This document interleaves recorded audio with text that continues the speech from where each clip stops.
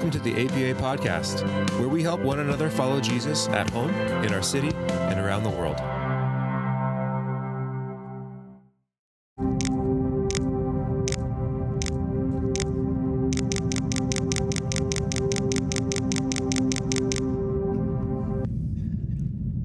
Awesome. Hey, my name's Dave. Welcome. Happy Resurrection Sunday to you. I'm also the guy standing between you and pie, so I'm sorry about that.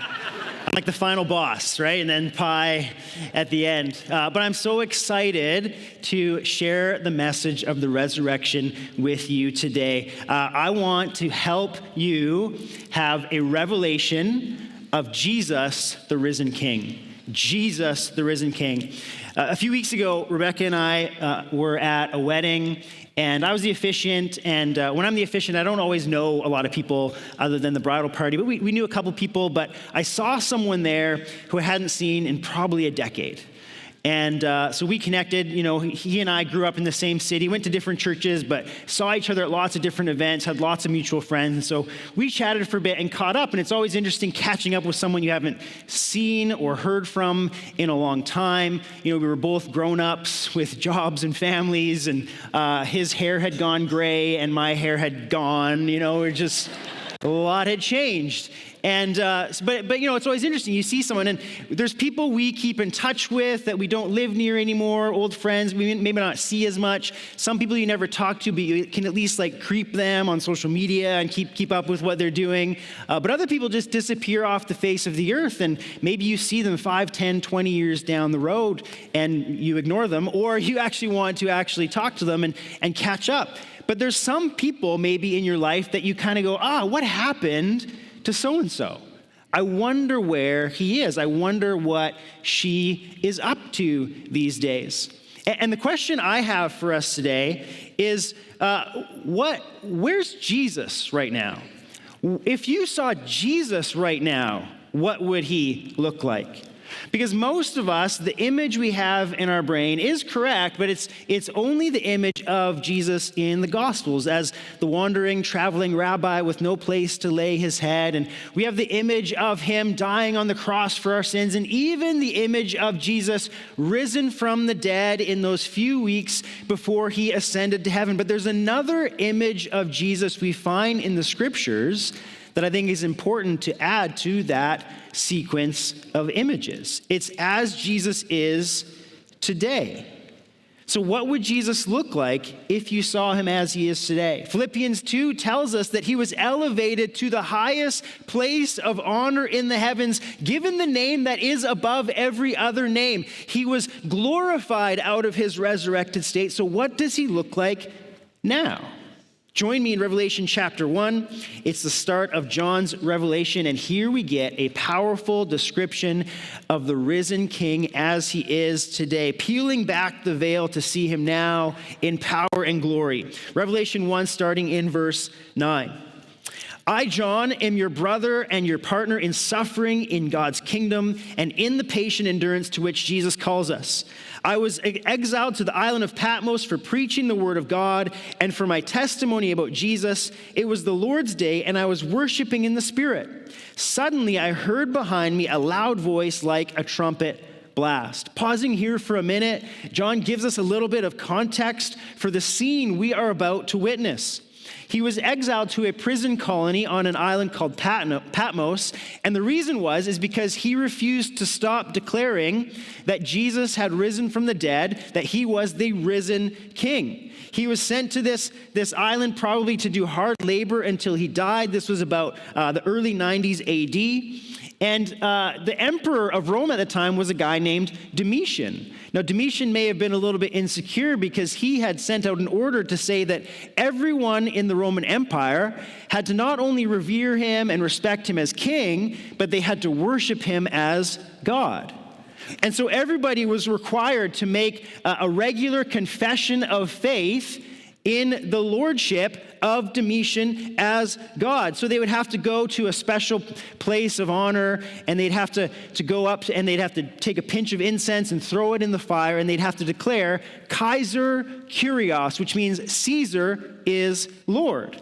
It was more than just a sign of respect for authorities. It was an act of worship. Rome generally didn't care how many and which gods you worshiped, as long as you also worshiped the emperor as God. They saw emperor worship as the glue that held the empire together. So you'd have to go and say, Caesar is Lord. Now, if you're unfamiliar with the Bible's teachings on this, like, Christians couldn't do this. In the first century, they were unwilling, they were unable to do this. Josh in here, it would have been the same as, having to go and say, Caesar is the goat, right? But as Josh told us, Jesus is the goat. They can't both be the goat. There's only one goat. And so you can't go and say both Caesar is Lord and Jesus is Lord. They couldn't hold that with integrity and still be loyal to Jesus. If you're unfamiliar with what the scriptures say, the Bible does teach that Christians should honor their leaders, even if we don't like them. It does teach that we should pray for our government. It even teaches that we should pay our taxes. But it teaches very clearly that there is only one that we can worship. God is the one God that we worship. God incarnate, Jesus Christ, is our Lord. We declare him to be Lord, and there is no other Lord above him. So John refused to worship Caesar, and he was encouraging others to follow in his example to declare Jesus as the risen King and Lord of all. And so John's on this island, he's doing hard labor, yet he experiences these sequence of visions that he writes down and passes on to the church. It's a challenging book. If you've read it, how many people have heard or read some weird things in the book of Revelation? If you don't raise your hand, you're lying. It's a challenging book to read. Dragons and beasts and bowls of wrath. It's a lot to digest. And many preachers and evangelists have made a reputation of over-sensationalizing some of these images and even creating fear among God's people based on this sequence of visions that John saw. But I want to tell you, actually, the opposite should be true for us as we read the scriptures. It shouldn't be fear, but faith and greater loyalty and confidence in Jesus that we should experience as we get this revelation of Jesus Christ. G.K. Chesterton said, though John saw many strange monsters in his vision, he saw no creature so wild as one of his own commentators. It's we who have overcomplicated the visions in this book and have made them weird. The truth is, while there are wild things in here, the main message is a lot simpler and a lot less scary for those who call Jesus Lord. The book is not designed to get us riled up about the future. The book is designed to give us a vision of Jesus that empowers and strengthens us to be loyal to him no matter what the future holds. The title of the book is translated as Revelation. The original title is The Apocalypse of Jesus Christ. Unfortunately, in modern terminology, the word apocalypse has come to mean the end of the world. And so it makes things even worse as people think about the apocalypse of Jesus Christ.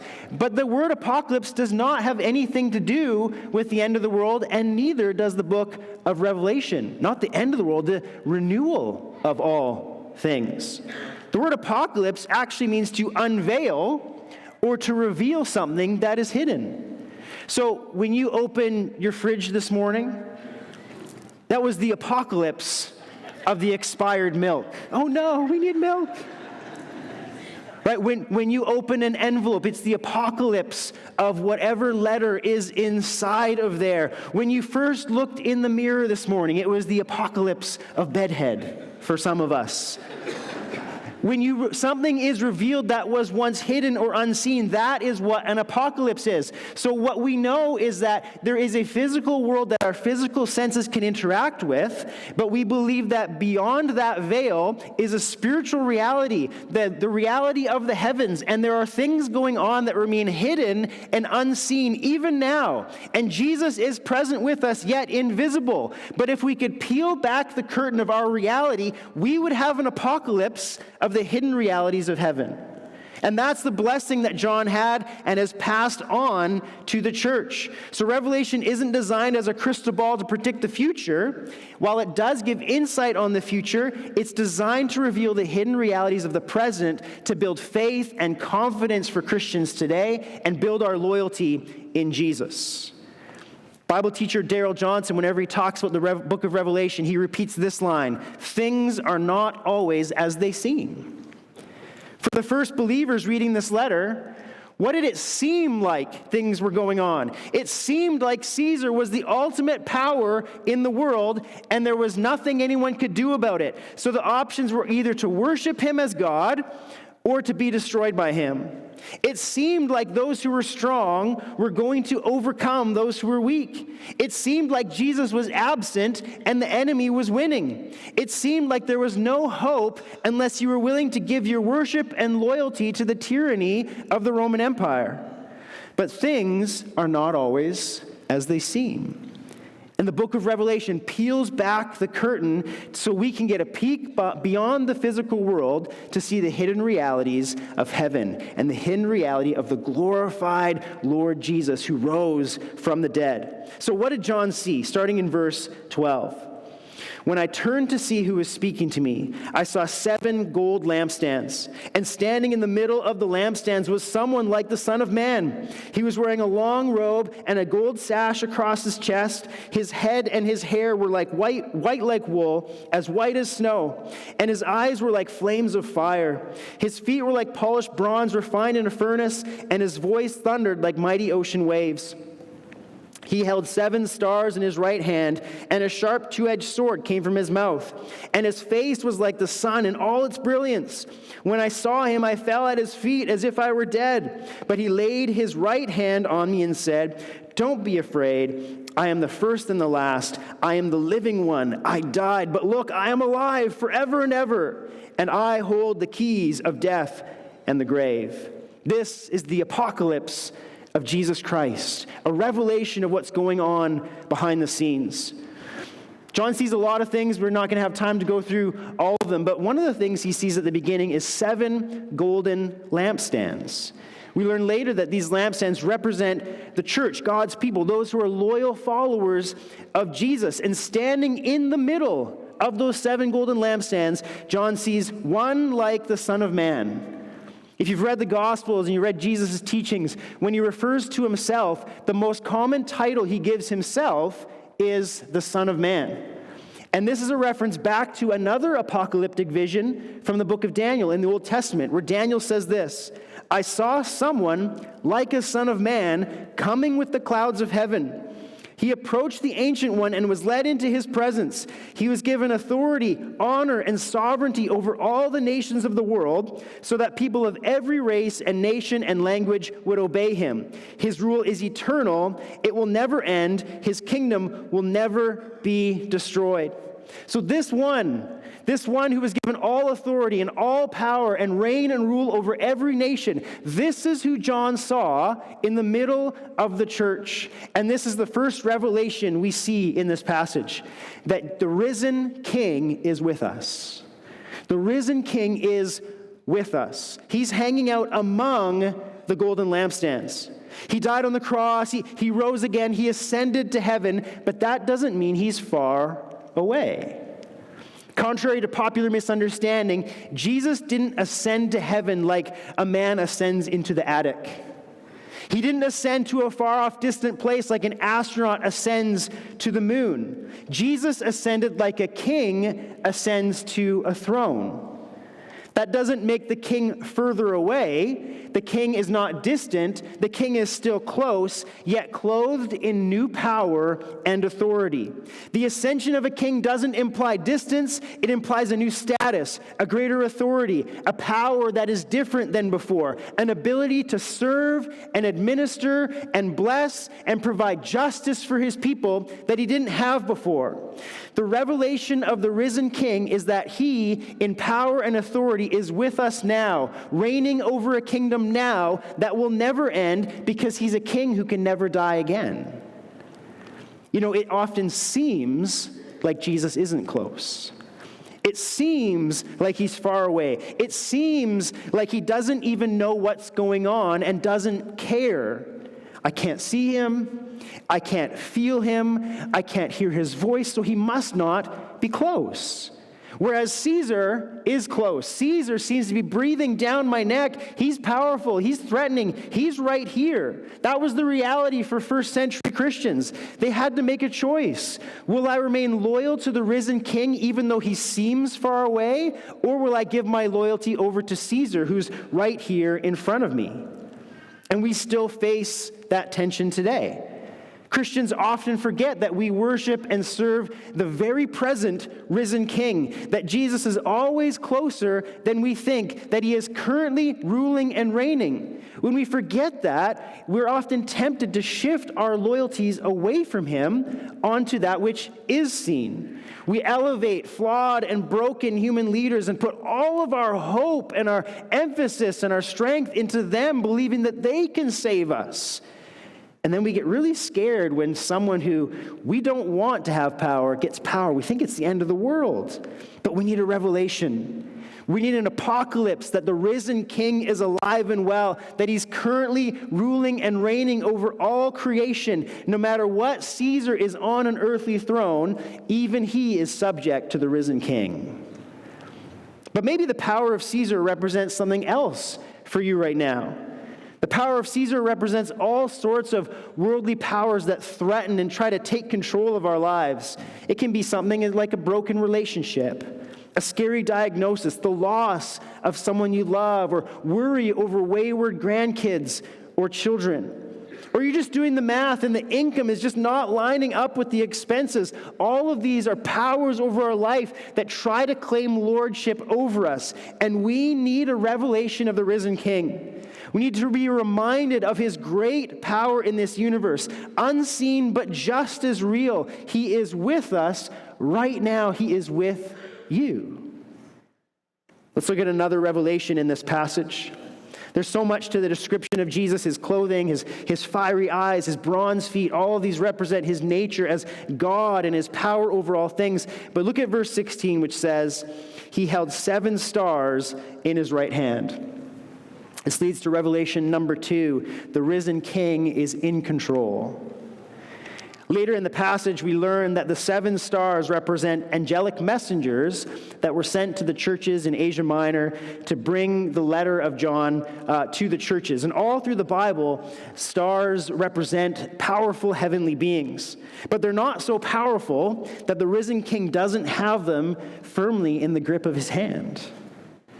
In addition to these heavenly beings, for the first century readers, these stars would have represented concepts taught by the pagan astrologers of the day. At the time, it was believed that there were 7 planets in our solar system, and that the movement of these planets controlled our fates, not much unlike horoscope stuff today. They taught you don't have control over your life, the planets do. These heavenly beings control your life, and there's nothing you can really do about it. But the revelation of the risen king is that the stars don't dictate your fate. The whole cosmos is in the grip of the risen king. As vast and as big and as powerful as the cosmos seem, they are in the hands of our Lord. Things are not as they seem. Colossians 1 verse 17 says, he is before all things, and in him all things hold together. He holds it all in the palm of his right hand. Life might seem out of control. You might feel like a leaf caught in a hurricane. Hasn't that been the case? I mean, for at least the last 5 years, as a pandemic came through, and inflation and political turmoil and all kinds of things, any sense of control we had pre-2020 doesn't seem to have come back. And the world has felt this angst, this stress, being out of control, not knowing what to do. But regardless of what may seem in the world around us, what it may seem like in politics or the economy or inflation or whatever challenges plague you or I, things are not as they seem. The revelation of the risen king tells us that there is one who is in control. There is one who holds this all in his hand. He is overseeing the events of history. He is orchestrating a plan to bring all things to an end, which is good for those who put their trust in him. The risen king is in control. Let's read the end of the passage one more time as we look at the third and final revelation. Verse 17, John says, when I saw him, I fell at his feet as if I were dead. But he laid his right hand on me, the same hand that held the 7 stars. and said, "Don't be afraid. I am the first and the last. I am the living one. I died, but look, I am alive forever and ever, and I hold the keys of death and the grave." Revelation number 3 is that we do not need to be afraid. We do not need to be afraid. I've said this before in this church, so if you're a regular here, you might know the answer to this question. But do you know what the most common command in the entire Bible is? The most common command in the entire Bible is not, do not sin. The most common command is not even love one another. The most common command in the entire Bible is do not be afraid. Do not be afraid. The Christians of the first century were struggling with fear, and many do today as well. They were literally afraid for their lives. Persecution was ramping up. If they refused to worship Caesar, they could go to prison or worse. Even today, there's plenty of things on the list that we might be afraid of, from the fear of spiders and loud noises to the fear of pain or death or loss. There are plenty of options. But over 100 times in the Bible, people are told, do not be afraid. It's normally paired with statements about God's presence, like Isaiah 41:10, which says, "Do not be afraid, for I am with you."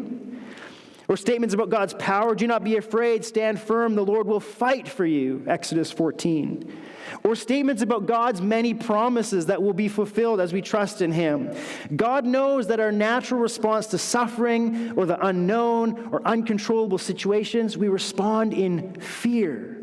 So His invitation is to trust Him. He's not saying do not feel fear, because feeling fearful is inevitable. The invitation is to refuse to live in fear, to refuse to make decisions based on fear, to refuse to give up or give in on the basis of fear. We don't need to be afraid because the risen King is with us and He's in control. He says, "I am the living one. I died, but look, I'm alive forever and ever, and I hold the keys of death and the grave." If you think about it, all fear is rooted in the base fear of death. Any worry about losing something is worry that that thing is going to die. Any worry about life being out of control, any worry about pain or suffering is worried in the base fear of something that might die and be lost. But Jesus, the risen King, is the conqueror of death. Unlike anyone who can make any similar claim, nobody can. Jesus went into the grave but burst through the other side, and the grave no longer has any power. And while he was there, he stole the keys, which means he's able to save those of us who fear the result of death. Hebrews 2:15 says, "He set free all who have lived their lives as slaves to the fear of dying." When you worship the risen King, you don't even need to fear death. The clock is ticking, death is coming, threatening to destroy everything, but Jesus stole its power. Interestingly, though, what John seems to be afraid of in this passage wasn't death or spiders or even Caesar. It was actually the vision of Jesus himself. He says, "When I saw him, I fell at his feet as though dead." It was like John saw a bear and knew he was toast, so he played dead, hoping to survive. But John has never seen anyone with more power and glory and might than the risen King, and that's why we don't need to be afraid. Because compared to the risen King, the Caesars are mice. Compared to the risen King, no power or authority or sickness or situation holds any power over us. And the risen King is with us. He's with us. It's those who are against the risen King that need to be afraid. It's the Caesars and the dark powers of the world that need to be afraid because the King has risen and all authority has been given to him. There's a popular kids book that my kids liked when they were little called The Gruffalo. You can see one of the illustrations on screen. Anybody read these to their kids? Anybody? It's a great story. It's the story of this little mouse. You can see the mouse on your left there. And he's getting harassed by predators as he goes through a walk through the woods. And the snakes and the owls and the other beastly creatures, they want to eat him for lunch, and so they're threatening him. And so the mouse makes up a story. He tells them that he's on his way to meet a gruffalo, and that this gruffalo is so big and scary, and he has a particular taste for snakes and owls and other predators. And so this story scares the predators away, and they leave the mouse alone. But you know that over time, this story won't hold up. And eventually one of these predators will be hungry enough and brave enough to go at this little mouse and end his life. But one day, the mouse, to his own surprise, meets a real-life gruffalo. And here's the scene. Oh, keep that up there for a second, if you please. The creature of his imagination turned out to be real. He sees the gruffalo and he says this, "But who is this creature with terrible claws and terrible teeth in his terrible jaws? He has knobbly knees and turned out toes and a poisonous wart at the end of his nose. His eyes are orange, his tongue is black, he has purple prickles all over his back. Oh, help, oh no, it's a gruffalo." It kind of sounds like the scene from Revelation 1. John sees Jesus. Help, oh no, it's the risen king. But in this story, the mouse learns that the gruffalo can actually be an ally. And he takes the gruffalo on a walk through the woods. And when the predators who before had threatened him saw the gruffalo, they run and hide and never threaten the mouse again. Of course, if you read the book, the analogy breaks down. The mouse has to trick the gruffalo as well. But here's the point. The scariest creature in the woods is walking with us. The scariest creature in the woods is standing in the middle, present with his church, present with those who are loyal to him. And while there are plenty of scary creatures and beasts in this world that threaten to consume and control, they're all terrified of the risen king. When you walk through the woods with a gruffalo at your back, there's nothing to fear. But when you walk through this world and even toward death alongside the risen king, you have nothing to fear. Death itself runs and hides. Jesus, the risen king, the one you wished existed, turns out he actually does. Turns out he really is alive. Turns out when you peek beyond the veil and have an apocalypse of him, he is there. He is worthy. He has all authority, and he is ruling and reigning even now. He is the risen king. So in the midst of intense persecution and suffering for first century Christians in Rome, what did Jesus provide the churches to help them endure and overcome? Was it a new strategy to combat the tactics of Rome? Was it marching orders for an empire-wide protest campaign? Did he give them a social media post to like and share? That'll show them. Did he tell them which party to vote for in the upcoming election? Because surely they'll fix everything. He didn't give them any of those things. In troubling times, Jesus gave his church a revelation. He gave his church a vision of what's going on behind the scenes, a vision of the risen king in glory and honor and authority, ruling and reigning now, to encourage us, to empower us, to strengthen us, to keep our loyalty solely fixed on him, because he is working out the course of history toward the ends he has in mind. And the ends he has in mind for those who put their trust in him are good, no matter what we face now or in the future. He's the risen king. He's with us. He's in control, and we do not need to be afraid. So today you're invited. You're invited to put your faith in the risen king, to give your loyalty to him, to begin walking with him through all the trials and troubles of life. Even as we walk toward death, he will walk with us, so we do not need to be afraid. That is the good news of the resurrection of Jesus. Thank you for listening to the APA podcast. We hope it helps you better follow Jesus in your home, city, and around the world.